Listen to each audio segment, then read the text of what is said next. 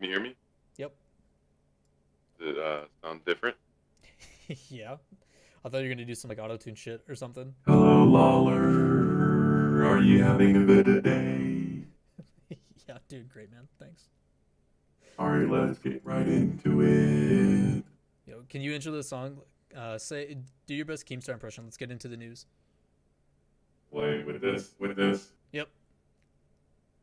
Let's get right into the news. Thanks, man. No problem. I might have to download that so you and I can fuck around during the games. Oh yeah, that'll be lit. That'll be We'll lit. figure it out. But yeah, so we're gonna review Rapids 2v2 gameplay. Obviously, we don't really have a rank for it because it is not really Grand Champ. I don't think is a good way to equate it. So I just have you listed as RLCS Pro. Round of applause, by the way. Congrats to you. Glad you made it. You. Can't wait to shit on you all next season. I'm gonna do a rapid reset while you're. Yeah, please, please.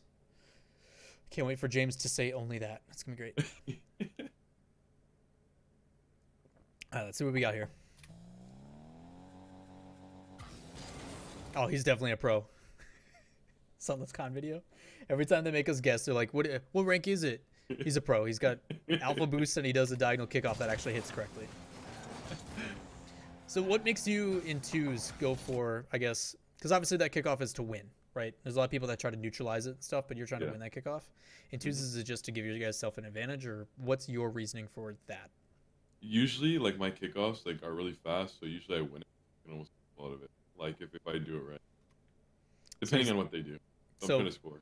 For those that don't understand, what is the benefit to winning the kickoff? So a lot of people, there's three ways technically you can do a kickoff. Number one is winning it, which Rapid just did. He's trying to force the ball to go into the other team's half. Second one is to neutralize it, kill it in mid so your teammate who's cheating up can get the ball. Or number three, kicking it back to your teammate's corner so he can have full boost and then control possession that way. What is the benefit for you winning the kickoff?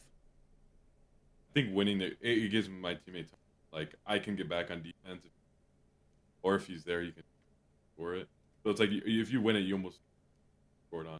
Because if they go for like, say it bounces high and they go for an air dribble, right? Like say I win it and they get an air dribble, he can jump up and then I can be able to like take his.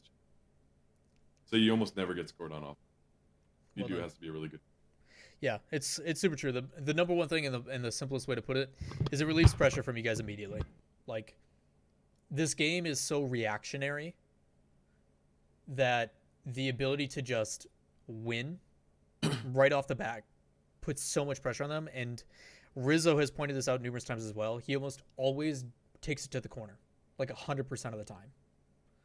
As soon as that kickoff happens, he brings it straight to the corner because he knows he's either going to get a player out or it's going to be free, like almost every time. So winning definitely has advantages. So you rotate back here. It's fine. You give space. Another good thing. So basically what's happening is Yukio is dribbling down this way. He is trying to limit how much space Yukio has because eventually defense will have positioning advantage because they can go back into their own goal. So the distance between Yukio and the back wall and the distance between where Rapid would be if he's in the net and Yukio is in his advance. So he's trying to cut in. He's basically letting Yukio make a decision. There's two ways you can do this. You can either go right away. Yukio's going to flick him if he does that because he has a better angle. He comes across like this and flicks if Rapid comes in. So Rapid is basically just buying time for Burrito to get back. This is where it gets dangerous. The benefit is Burrito should be back by the time the shot comes across. Let's see what happens. You just put a body in the way. Burrito whiffs. They get a goal. Yeah. That's the X. So essentially, you do the right thing here. The only thing that could have been better is trying to keep your momentum here. You do break check couple times. Right here, you stop completely. If Yukio's better, he can cut that and put a flick near post, and you'll never get it. So making sure not to stop here is a big thing. Anytime you stop, you're completely killing your momentum. You know the detriment of that, obviously. You do it again there, and that's just making sure that you're just trying to get. The difficulty is you're playing the positioning game. You're trying to get Yukio to do something. The difficulty is make sure you do that while continuing your momentum, because teams that are going to put a bunch of shots on, especially in threes, anytime that you can continuously move by just rotating like Yukio does here. So Yukio, when he comes, he stops, he turns. He's able to immediately make a challenge and go because he never completely stops. but because you're coming from a standstill, as soon as you jump up, this is your range of motion. You can only cover here. He plays it anywhere around you, which is super easy to do for him. You're screwed. Burrito just whiffed. That doesn't hurt. I think my Nutter Butter shot is coming up next. Yeah, it is. The real reason this replay is happening. Kicks it back. Nice Nutter Butter dunk. Alright, so here, you know he's pre-jumping this. Why don't you go here and play it around? If you hit it with your inside of your car, you can easily play this around him, no issues. I think I was trying to keep pressure, or I was trying to keep the ball, maybe. Like I was trying to keep the ball close, like I was trying to neutralize it to stay with it rather than because if I lose that 50 somehow, yeah, no one's back. So the reason why I look at it that way is either way, if you play this around, you've beat the one defender who's going to land over here, and Yukio's removed himself from the play. Like the way I look at this is if as long as you beat him, you have a 2 versus 1. Burrito goes for a demo, and you can bring this wall and go. Mm-hmm. That's the way I look at it. So on this challenge, he's already pre-jumping it too, which makes his stop easy. So if you dribble, take this on, if like this is your car, you hit it here, you play it around him, and you can just barely tap this too. If you approach this quickly and then break, it's going to kill that hit so it doesn't go as far away from your car. It'll still play it around him. The only difficulty is if he's good, he can jump and then dodge into it. It's just he's got to read that really well. That's why the sharper the angle you make, the better. And the sooner you get to it. So you do the same thing. You break check. The reason why you break check, like you said, is it's going to kill the 50-50, which it does. And then you can just play this corner. You guys still have possession. Is this another butter shot? You play it over one, and then you get a nice touch. Yeah, that's pretty. That's just being good. Yeah. It was a really good play. But like it goes to show, even though you hit that crazy shot, there's still things you can always improve upon. Also, this is the worst freeze frame I've ever done on accident. Wait. Why don't I give you a replay of the RLRS promotion game? It's too late. Okay, that's fine. Already half a minute into this one. Okay. Curious. You don't pay me enough for that shit, Rapid. That's why. 2-3. Get another one? Good. So, good job on this one. I like how you lean back. So it may not look like a lot, but as soon as he air rolls off of this, because he's not coming from a higher part, if he was coming from here and jumped off, he's going to be able to follow this a lot easier. But because he's coming from pretty much the wall, his like landing speed is going to be like roughly here on the wall. So you're going to see it here, and we're actually going to slow it down. You're going to lean backwards here. So you start boosting as soon as as soon as the car's butt is behind him, he starts boosting, which keeps his trajectory going upwards, even though he doesn't have enough power moving forward. So all of his momentum is actually pushing this way, not this way, which means that he's going to lose elevation a lot faster.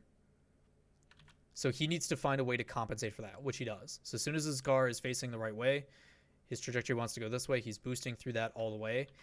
Even with all of that happening, it's still not enough to get a second touch on this ball because he's trying to catch up to it, right?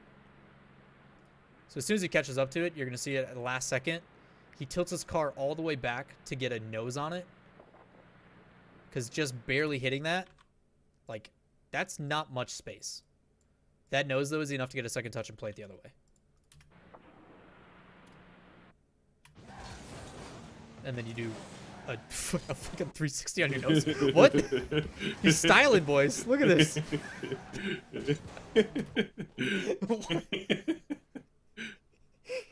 You're covering shit, dude. What the fuck is this? What? New meta. So what should have happened, he lands on that wall, and then he should have been able to maintain his momentum. The reason why he's able to spin like that is because you're holding power slide the whole time, right? Uh-huh. Something a lot of players don't realize is that holding your drift key or your power slide key allows you to, no matter which way you land, have no friction on the ground so you can keep moving. You basically lose as minimal as speed as possible. It's like something that if you watch a pro players like controller inputs, like Jacob is a prime example. If you watch Jacob go play on stream, he has a controller overlay. His power slide key is almost always held, almost all the time. It's like ridiculous how much pros hold power slide. and it's He something that a uses lot of an people don't know. abnormal amount. It's something that the casual audience will not recognize, but it happens a ton. He got rid of the overlay. He was literally using it yesterday. He even like color coded it his own stuff. What? He's got like little corn on the cop symbols and stuff and everything. Either way, Rapid, I know your recovery could have been a lot better. You get up to that, you can play that down for your teammate, or you can go for a Doomsday Dish. One of those two. Instead, you do a badass looking nose slide. Like, that's a good touch. Good. You let it stay back. Careful on the challenge. Good. You just auto boost. Okay.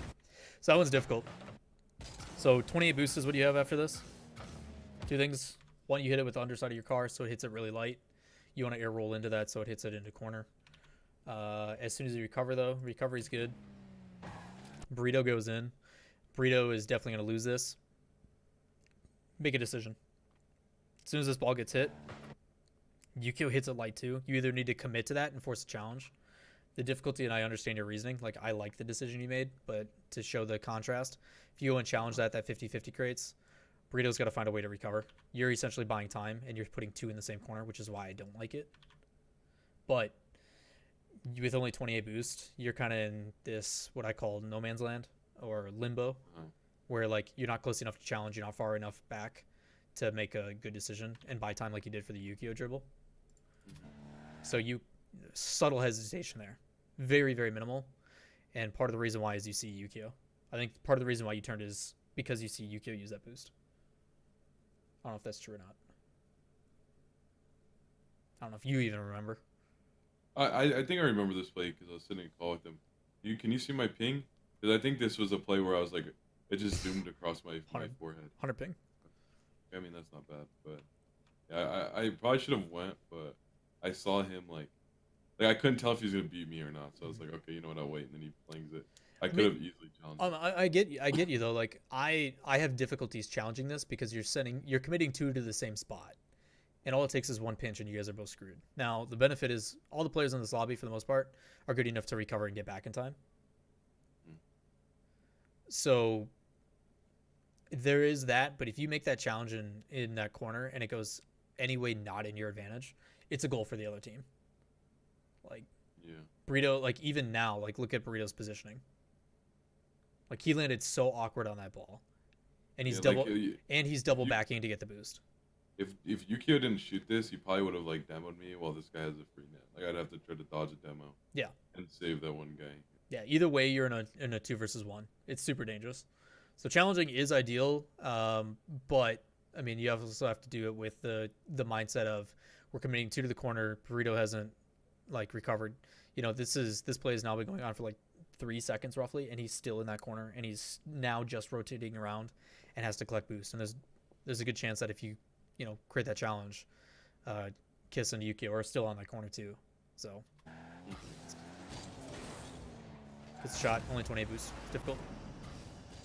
It's the downfall of him being able to take some momentum into it. It's the benefit of him, and those are the things you're going to see when you go into RLCS, is guys like Yukio, even though he has that bad touch, you saw his recovery and how fast he got to that ball still. It's the reason why he beat you. Neutral kickoff. Any reason why you don't cheat on kickoffs? Anything. Anything? Yeah, I just always get... I'm used to this is EUs. They never do back, left, or right, but like when I'm playing with it, I usually like queue with people, and when I queue it, it's like always back, left, or right. I stopped doing it now because it is a difference in higher ranks. Like I'm like 16 to 1700 MMR in 2s, and I can tell you cheating up is almost 100%. It's pretty common. It's just pros value the ability to have a full boost with an air dribble more than those ranks. So I just see that you guys are down by 1. Cheating up's not a bad idea. And pressing the issue, like to me right now, the only thing you guys need to do is beat Yukio. That's it. I'm not worried about the other guy. So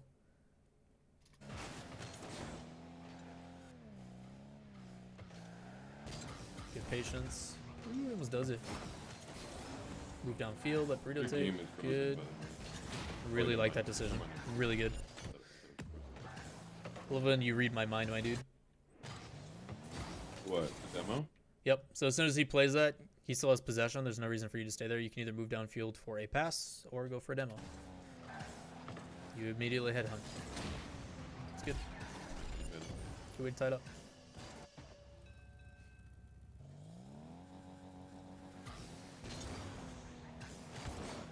Fake kickoff. You guys call that? Yeah. What's up? So that's not as clean as you wanted it to be. That ball came pretty light, I think, for what you wanted. Yeah, like I tried to hit it high so then I could get a shot. But... Yep. So that touch is good because it puts it on target. But you want to hit this, like you said, higher. If you turn into that a little bit harder, it'll pop it, and you can either play backboard or you can get behind it and try to dunk. Major reason why is because Yukio is very close. It's just I should surprised he went for that. Yeah. Like that quickly. I mean, you're talking split second. Like you can't even see Yukio come into frame here. He's not even on your screen right now.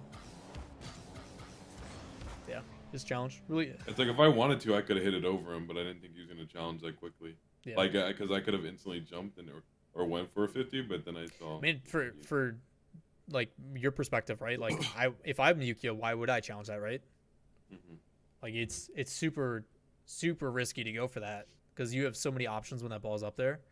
The only thing that you might have been able to do is the difficulty is that ball is really light. If that's a harder pass, you can jump off the wall and meet it. The difficulty is you're waiting for it to come to you because you have to. Mm-hmm. So little tiny different things that allow more opportunities. But because Burrito is not your teammate, I'm not here to critique him. So nice touch, really nice touch. Way to kill that. What's going through your head when you do this? The shot, the goal. Yeah, because Burrito's up on the back wall, right? Uh huh. You know he's going to rotate out. He's probably going to go for their far right boost, right? Uh huh. That's what you're seeing. That's what I'm seeing. So with your touch with this, you've got Yukio who's going to be coming across. And you've got this guy who's also coming up, who's going to be covering this area. So Yukio's pretty much covering all of this. He's covering probably over here, hopefully. His position is really bad actually right now. So I mean, your decision to hit this, is it just like hit it light because you got too challenging? Like what goes through your decision making to play this low instead of backboard or? So my thing is like with how I play is like I like the pressure, like and make them have to make a decision and make them, and knowing that like all I'm trying to do right there is like I'm not gonna get dunked. All I'm trying to do is give Burrito time to get the boost and still have a chance to score, because no matter what I do, no matter where I hit it, they both pre-jump and there will be no counter, so we're only gonna keep pressure after this touch. So one of them, if they do save it, is going to hit it to the corner or hit it middle, wherever they got a chance to. And then, we'd keep pressure. So it was kind of like a pressure shot, but it ended up going in. Makes sense, man. So something that a lot of lower ranked players don't understand, and it's something that you can learn very well in ones. Ones, a lot of people think is just forcing the issue and getting goals as quickly as possible, but it's really not. You're essentially learning one of the most core things of offense in threes is slowly dwindling down the other team until they physically just can't make a save. Game is always going to benefit the offense because of how good people have gotten. So the ability to control boost, the ability to put shots on target. Eventually the team on defense is going to not have enough boost or is going to be out of position to where they can't get the ball on time. And that's exactly what you're doing, right? You're playing it light, you're allowing your teammate to go deny boost and get back into position, put another shot on target. Because by the time you get done with that shot, you're going to recover and you're going to be able to sweep back around too. Exactly. Just starting a boost starve, really. Yep. So keeping the mentality of, the direct approach isn't always the best one. Sometimes it is, That shot, obviously, you have to go for it because it's going to draw at least one defender out. But realizing that you're having two pre-jump, a soft touch, not only is it harder to read, but it also settles it in front of the net. All these it's crazy though, because all these things are being decided split second. And honestly, you're probably not even thinking about them. It's just instinctual. It's just things that have been ingrained in you that you naturally will do. And that's why, ironically enough, there is times at 3, 4 in the morning, you're dead tired that you play your best because you're There's no hesitation. There's no second guessing. It's literally just, I'm just playing the game based upon what I naturally know. I'm just instinctually playing the game. And for a lot of people, that's ideally what you're trying to do, is trying to turn off your brain so you can just react as quickly as possible. Yeah, that's actually crazy you say that, because like that's what I'm doing now. Like that's what I'm focusing on, is like my kind of thing is where like I like learning new things and understanding it, and then I like understanding it to the point where, or trying to get to the point where I don't have to think. Like I can just brainlessly play and play how I want to play, rather than, and then when I think I get even better and like kind of reach a new peak, which is actually what I'm like kind of trying to do in the off season, like trying to reach a new peak by not thinking, really just playing, and trying to get my instinctual game, like you said, just higher. Right. I'm just playing without even thinking, but I'm playing the right way. The benefit of being able to, so it's crazy because it's more of like a philosophical thing, but the ability to recreate that your base level, what your decision making is when you are not putting effort into it, is something that is very difficult to do. It takes tons and tons of hours. And why playing, 120 hours in every 2 weeks, averaging like 60 to 70 hours every 2 weeks. There's a reason why Sipical is winning an NA MVP. Guy is a grinder, like plays a ton. So when high pressure situations happen and you're under pressure, your instinctual play is still at a high level. The benefit of doing that, more so than anything, is when you are no longer focusing on things that are now natural, it allows you to divert your attention to things that are more important, like spatial awareness. Do I have time to make a dribble? Do I have time to hold possession? Is my teammate open? Am I looking at the other player's defense? Like the fundamentals are no longer a concern. Therefore, you can focus on the other things. And the more you scale that up, the better. It is not something that's going to just happen. You have to put tons and tons of hours into it. There's a reason why Squishy is able to do some of the things he does. Guy has over 10,000 hours in the game. It's nuts. Sure. Good patience on that. So reason you don't go for that, for those that don't understand, the reason you're not going for that is because if you challenge that, it's just going to end neutral, and now you got two people committed, and Kiss is easily to bring that the other way. So no point challenging something you're not going to win anyway. Good win on that. Good dunk. I liked how you don't waste your boost there, too. A lot of people would want to chase that and try to block that angle, but it's better to just let Burrito do his thing. All right, what do you do here? Touch is a little rough there, obviously. That's the corner boost. Because we have 77 boost here, don't be afraid to let Burrito get that. Because he's going up, he's on back wall, right? He just used a ton of boost to do this. You already have 77. The way to think about it is if you let this play develop and you come back in, if you grab this and you get an extra 12, like, you're at 89 boost, dude. You're denying his ability to be topped off at 100 and you at 77. And instead, he's probably going to be at high 25 to 30. And you're getting only 23 out of it. If they put up more pressure on, sustainability-wise, I will gladly take the higher. So don't take that boost, especially when there's nobody around you to deny it. If you're denying it from the other team, that's one thing. But because there's nobody there, Burrito is clearly boosting down to get to it. Look at the angle of his car. Go around that. Either take it wide and go wall. The difficulty, though, is you need to pay attention to that this player is already going wall to meet this. So cutting inside and then going and getting ready to make a shot, a save here. Plus, if this guy's good, he can pass it down to Yukio. Luckily, Yukio is facing the wrong way. So, big thing here. And the only thing you can really improve upon, make sure you leave that boost for your teammate, because you have plenty. Touch backwards, you have to flip out. You beat Yukio. Good pre on that.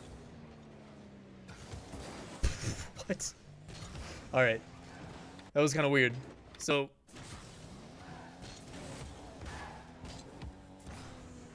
thing I like here, obviously, you have flip in once fluid motion you see Yukio challenging, you flip into this immediately to push it past him.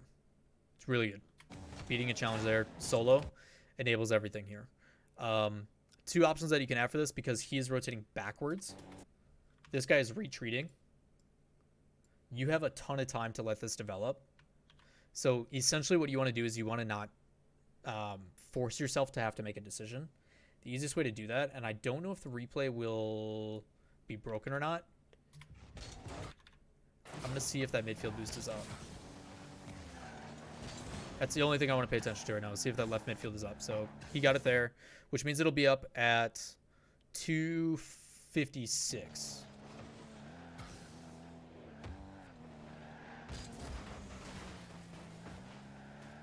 I don't know if Yuki gets it on the way back, or if he does either.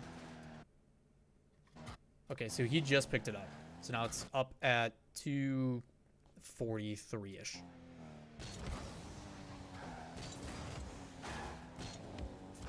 So the difficulty with this, right, is you want to push this away so it goes towards their side. And you want to put that towards middle. The other thing you could do, though, is, I'm going to see if I can slow this down for you, is if you stay on the ground here. Kayla, what's up? Sorry. Right, so if you stay on the ground here, right, the ball's going to hover roughly here. And going to go down this corner. Yuko's still having to recover. He's just now getting corner boost while this ball is moving downfield. It'd be about here-ish. Burrito comes in and gets that demo. You guys now have an easy goal. But instead, you're actually making this easier on the other player. Because he's rotating back. He's running away from Burrito. You guys have a 2 versus 1. Yeah, you want to get it and force the issue in mid right away. But you also need to let it have time to develop to make sure that it makes it for an easy goal. So there's 2 sides to this. Number one, I get it. You need to play it off that wall so you can put it towards net. But based upon the trajectory of where the ball is, I'm curious to see where it will go. Yeah, it's gonna settle like here-ish.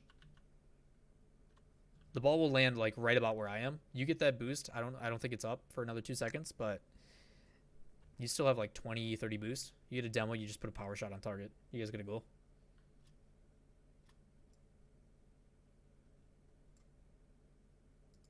Makes sense? Yes, sir.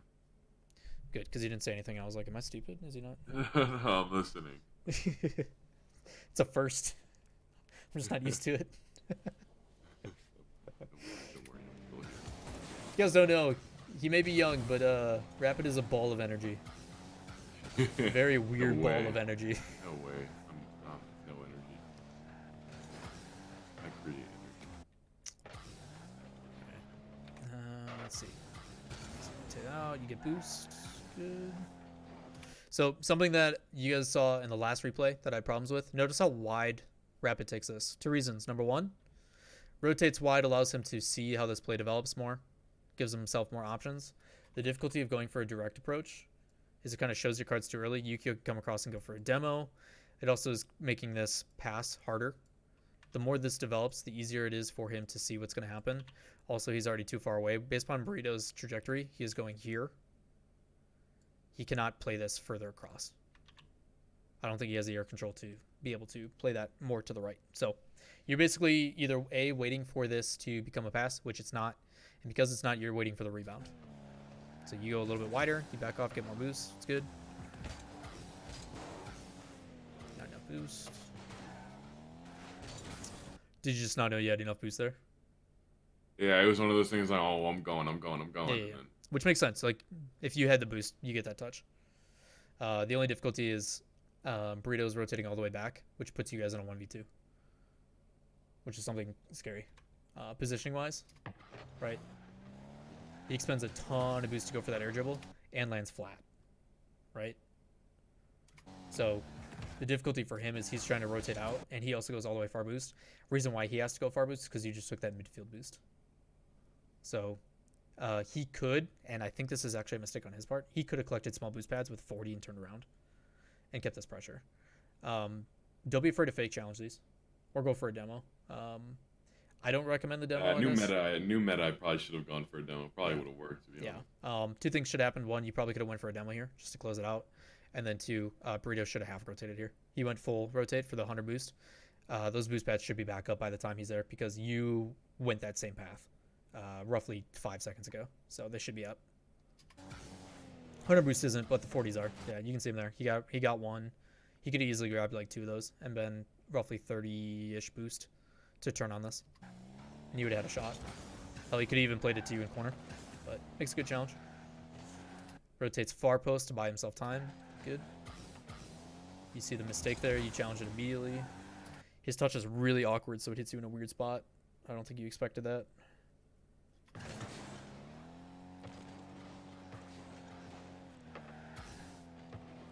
Nobody on you? Good. Something you guys never did in promotion relegation stuff. Yeah, that's what Arler is. Yeah. Want to do. Oh. Ooh, that one hurts me. Kayla, close your eyes. Alright. So he whiffs that. Should have been a goal. That cut in essentially is to force him to make a decision, which is fine. You're never going to challenge that, and you know it, so you back out immediately. Those are the biggest things that you're going to notice between higher level players, is how fast you make your decision. Even though you make a mistake there, hypothetically, you immediately fix it. Like, you don't hesitate. You immediately go back. Like, there's still so much space between you and this guy that it's fine. He flicks. You don't go to the wall. You actually jump for it. And you have to, because it's the only way you're going to beat him. So that's really good.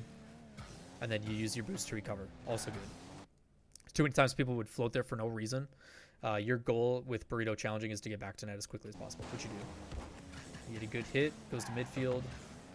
You leave it for your teammate who passes it. He gets a shot. You're there to follow up. And try to steal. Good. You cover both sides of that. It's really good. Back to corner again. Because NA. It's literally an NA thing. Yeah. You So I took his realized boost, I was like you. and that was yikers. Is that in a map? So he's rotating back. He used to like turn for it for whatever reason. I don't know if that's on purpose. That's why I think I took his boost. Yeah. if he was coming back flipping and didn't go on the wall, I would have left it. Yeah, because if he's rotating directly back for it, right? Mm-hmm. He's I would've clearly showing intent that he wants it, so you let him have it. But with him going up wall there, it looks like he's just gonna bop it for you, but he breaks it instead and lets it go through, which is probably for the better. So you trap it. Yukio does it. Yukio for some reason jumps that, even though you are nowhere near making a cut or faking or anything. You're just driving. Like, Yukio broke his own ankles, man. Like, look at this. Okay, normally Rapid, when he's dribbling like this, needs to cut in and then fake that. Like, he'd cut in and then cut back out. He doesn't even do that. He just keeps going on a stroll, and Yukio just jumps. Like, it makes no sense. Look at this. He's just driving. He doesn't turn in once. And he just jumps. Like, why? Why? What is this? Like, is Rapid's dribble really that intimidating? Like, what the? Let's see what he saw. Let's see what he saw. No, I don't want to. I'm curious. I want to see what he saw. God, so bad. Poor ankle.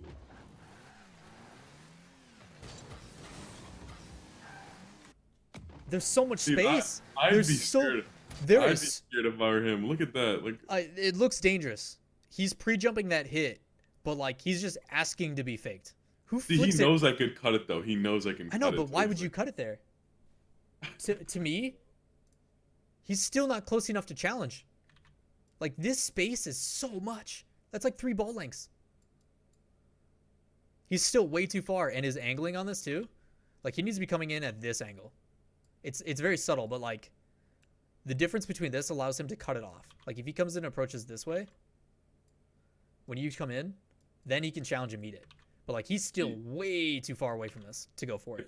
If I was in his position, I would have gave up on trying to challenge and trying to play this. Oh yeah, like no. You literally just wait for this play to develop, because he's still got plenty of momentum coming through. Like, he's just what do they call it? They call it shadow defense. I call it mirroring. Like, he's doing the same thing you are right now. You're dribbling it this way, he goes this way. As soon as you go to make a turn, he does it. But until you make the definitive action, stay put. Damn. Maybe it's just used to better players. I don't know. Okay.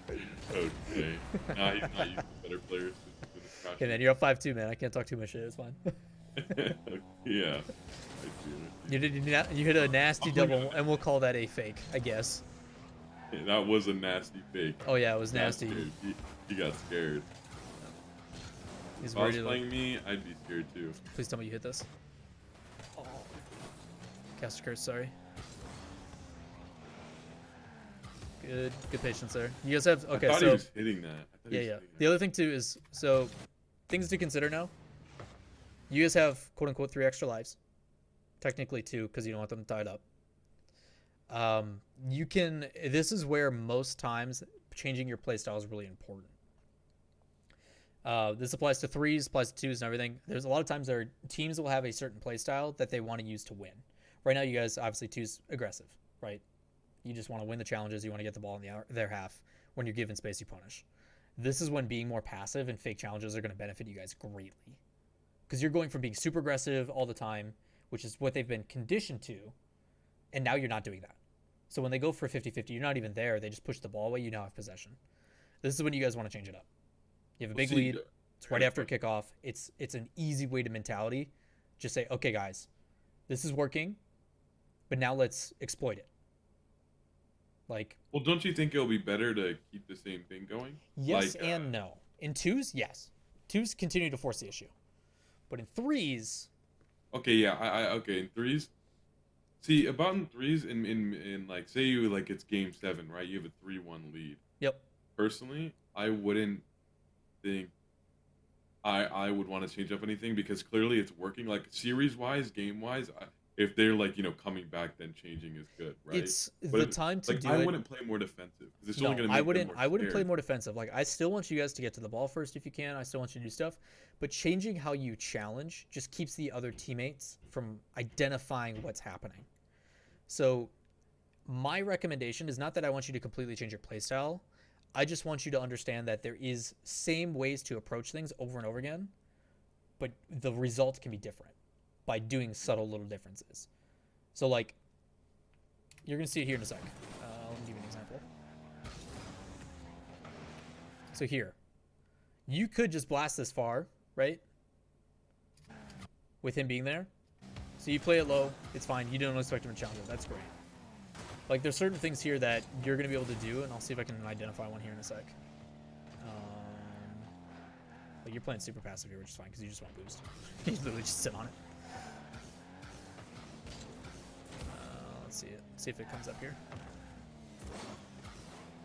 Moving downfield here, right? Moving downfield here is smart, just because he's cutting in. I don't know why he's even going for that, but it's an easy pass and shot. Oh, he actually saved that. We're just trying to find an exact example. Like here. Oh, okay, he just lands bad. Every time I want to point it out, they do not the good thing. Where is it? This game is literally not going like anything else that we just saw.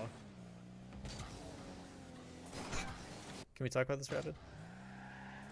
My jump. Like, What was that jump?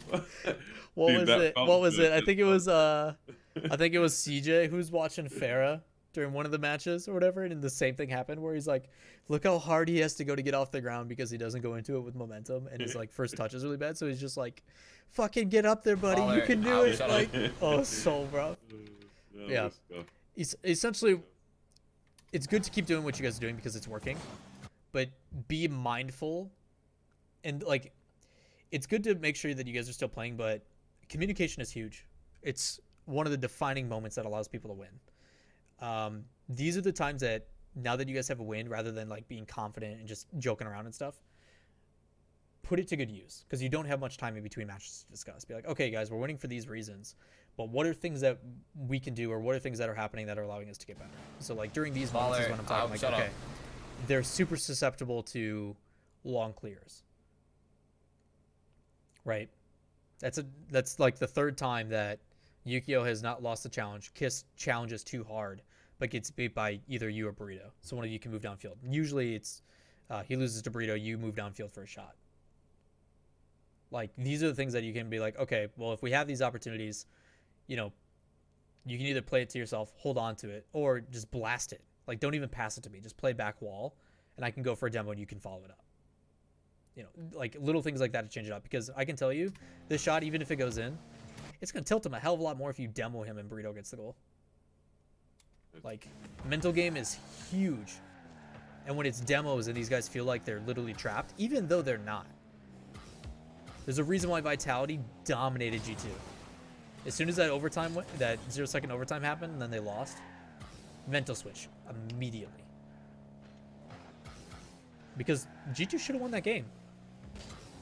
In the grand finals last season, in game 1, as soon as they lost that OT, immediate mental switch. And then all of a sudden now, Vitality's feeling good. They come out, they're pressing the issue even more. They're going for more bumps and demos.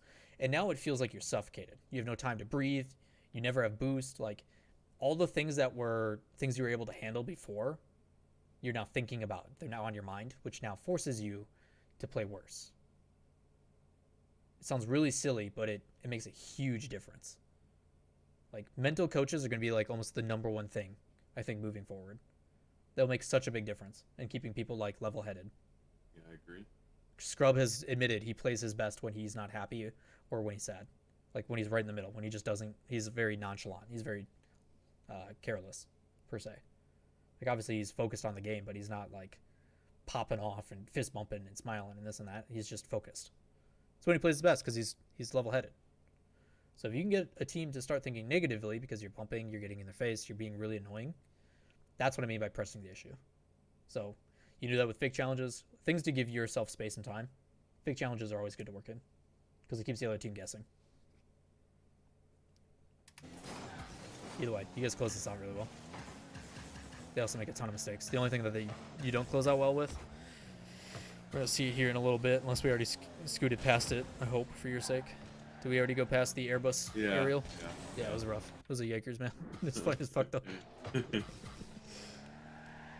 It's rough, too, because he wants to pass this back, right? And then you rotate back in, and you have so much time there, too. There is nobody on you. Dude, you could probably even just taken a shot for all you gave a shit. It wouldn't have been good, yeah, but... I wanted to go for a rapid reset. I mean, the aerial's the right play. You got 2 in net again. Like, you got to draw somebody out, and a shot's just going to let them redirect that to the other side. Like, you're not coming in with enough power to put a real shot on target here, right? So, the air dribble's the right idea, but... Baked whatever his name is. Like, again. what? I don't know why. You're turning left, but you're jumping, so, like, your car, like, turns away from the ball, which forces the weight of the ball to push you back down, and then you just fucking derp. Like, it just doesn't work. Good recovery. Like the patience to go for the read, but yeah, unfortunately he gets it. And then Yukio decides to clear it for y'all. Sick. And then he plays it to you, which you pre-jump. Nice pinch. That's another goal. Burrito, what are you doing? Why'd he stop? So you pre-jump this, which is clutch. Reading this is really hard for a lot of people. So big mistake here. He just hits it. I just don't think he can get to the corner fast enough. The difficulty is if he doesn't hit this, I don't know if you're just able to dunk it easily. I just don't know where the ball is based upon. It's to the left of the boost. So, I mean, he could easily trap this and play this around. Or even play this up wall. I just don't know his boost amount and stuff like that. So his decision making is weird. But for you, like, as soon as you see that ball, like, that ball hasn't even hit its first bounce. And you pre-jump and you go in and dunk it. And then Burrito does this. Like, I don't understand the reasoning of that. Clearly you guys know you won, so you just blast it back and game's over.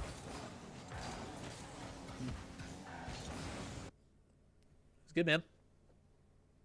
Shit was good. Peace player, let's go. Yeah. USD's tactics, I guess, work. Yeah. I don't know. I mean, I assume you guys didn't. The only thing you guys communicated on kickoffs was Fake. the fake for goal. The second one, I think. I think it was the second or third one. But other than that, I don't know. I mean, this is totally different. What do you guys?